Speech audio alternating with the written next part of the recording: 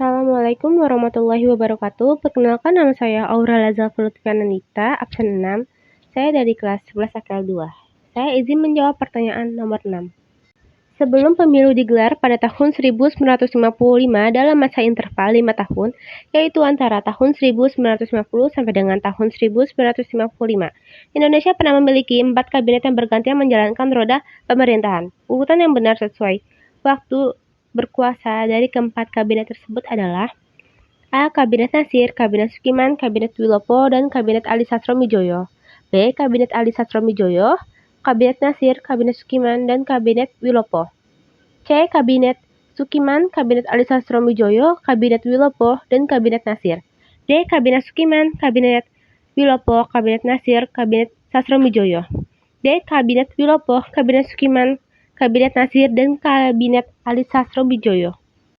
Pembahasan sistem pemerintahan di Indonesia pada demokrasi liberal berbeda dengan masa awal kemerdekaan. Pada masa demokrasi liberal, presiden hanya bertugas sebagai kepala negara, bukan kepala pemerintah. Roda pemerintahan dilaksanakan oleh kabinet yang dipimpin oleh seorang perdana menteri. Adapun kabinet-kabinet pada masa kemerdekaan liberal sebagai berikut. Pertama, Kabinet Nasir resmi menjalankan pemerintahan pada 6 September tahun 1950.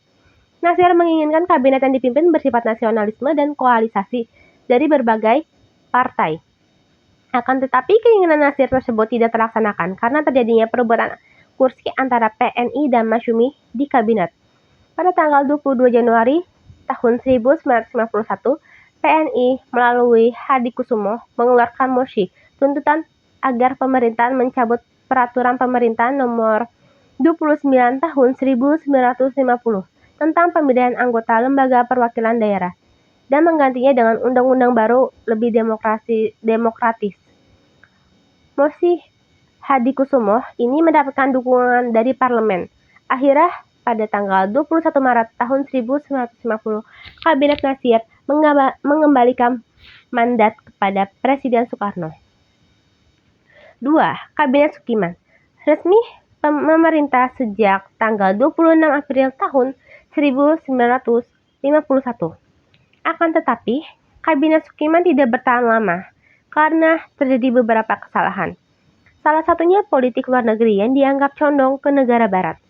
Kondisi ini ditunjukkan dengan penandatanganan Mutual Security Acts atau MSA pada tanggal 15 Januari tahun 1952.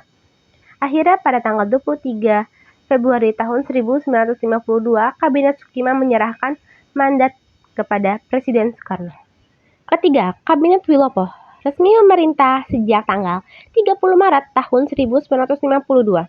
Kabinet Wilopo merupakan koalisasi antara PNI dan Masyumi. Salah satu aspek menarik dari Kabinet Wilopo adalah penerapan sistem zakat kabinet, yaitu kabinet terdiri atas menteri-menteri ahli di bidangnya. Dengan sistem ini, Wilopo berharap kabinet mampu bekerja secara profesional dan menyelesaikan masalah bangsa tanpa mengutamakan kepentingan golongan atau kelompok tertentu. Meskipun demikian, Kabinet Wilopo tidak lepas dari permasalahan. Pemerintahan Kabinet Wilopo makin tidak stabil saat terjadi peristiwa Tanjung Morawa. Akibat peristiwa ini, Sidik Kertapati yang menjabat sebagai Ketua Serikat Tani Indonesia mengirim mosi tidak percaya kepada parlemen melalui fraksi PNI. Mosi tersebut menyebabkan Kabinet Wilopo mengembalikan mandat kepada Presiden Soekarno pada tanggal 2 Juni tahun 1953. Pelantikan Kabinet Ali Sastromijoyo I dilaksanakan pada 30 Juli tahun 1953. Presiden Soekarno menunjuk Ali Sastromijoyo PNI dan Wongsonegoro Patrai Indonesia Raya sebagai Perdana Menteri dan Wakil Perdana Menteri. Kabinet ini juga dikenal dengan nama Kabinet Ali Wongso. Kabinet Ali Sastromijoyo I berhasil mengukir sejumlah prestasi dan menunjukkan peran aktif Indonesia di kancah internasional.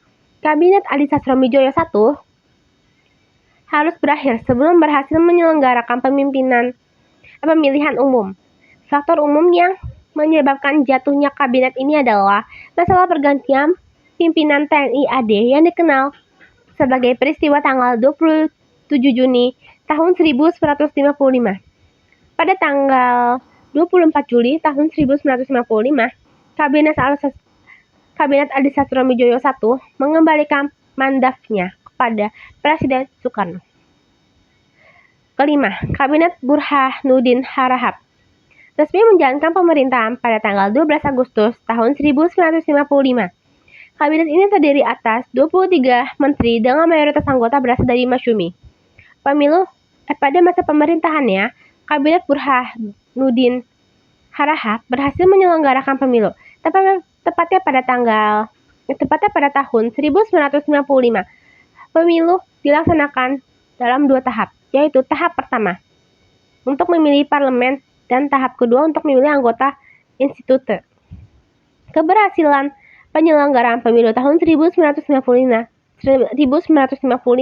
menandai keberakhirannya masa tugas Kabinet Burhanuddin Harahap. Pada tanggal 3 Maret tahun 1956, Kabinet Burhanuddin Harahap mengembalikan mandatnya pada Presiden Soekarno. Keenam, Kabinet Adi Satromijoyo dilantik Presiden Soekarno pada tanggal 20 Maret tahun 1956. Selanjutnya, ia disebut sebagai Kabinet Adi Satromijoyo II, yang terdiri atas koalisasi PNI, Masyumi, dan NU. Dalam kabinet ini, PKI tidak dilibatkan karena keberadaannya ditolak beberapa tokoh Islam seperti Sukiman dan K.H. Idam Khalid. Ketujuh, Kabinet Juanda atau Karya dilantik pada tanggal 9 April tahun 1957.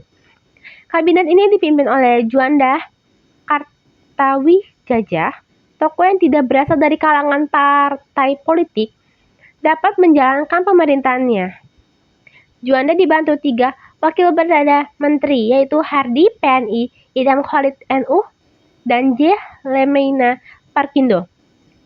Salah satu prestasi Kabinet Karya adalah menentukan garis kontinental batas wilayah laut Indonesia melalui Deklarasi Juanda. Pasca masa pemerintahan Kabinet Karya, terjadi pergolakan besar yang dikenal dengan peristiwa Cikini.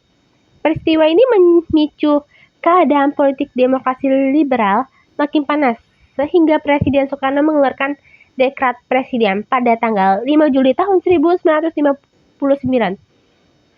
Dikeluarkannya dekret tersebut, berakhirlah masa jabatan Kabinet Karya.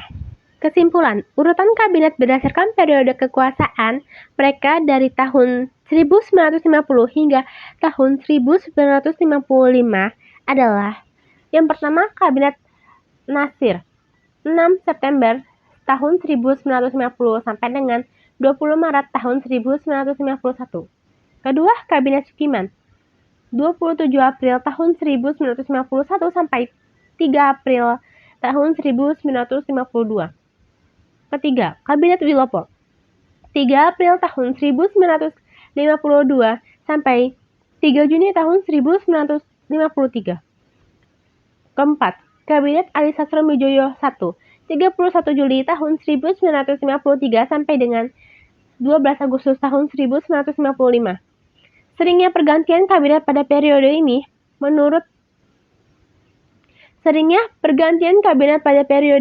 turut menyebabkan ketidakstabilan politik karena demokrasi parlementer dengan banyak partai.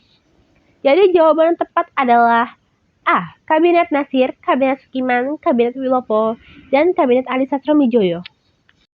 Ini referensi yang saya dapat. Terima kasih. Wassalamualaikum warahmatullahi wabarakatuh.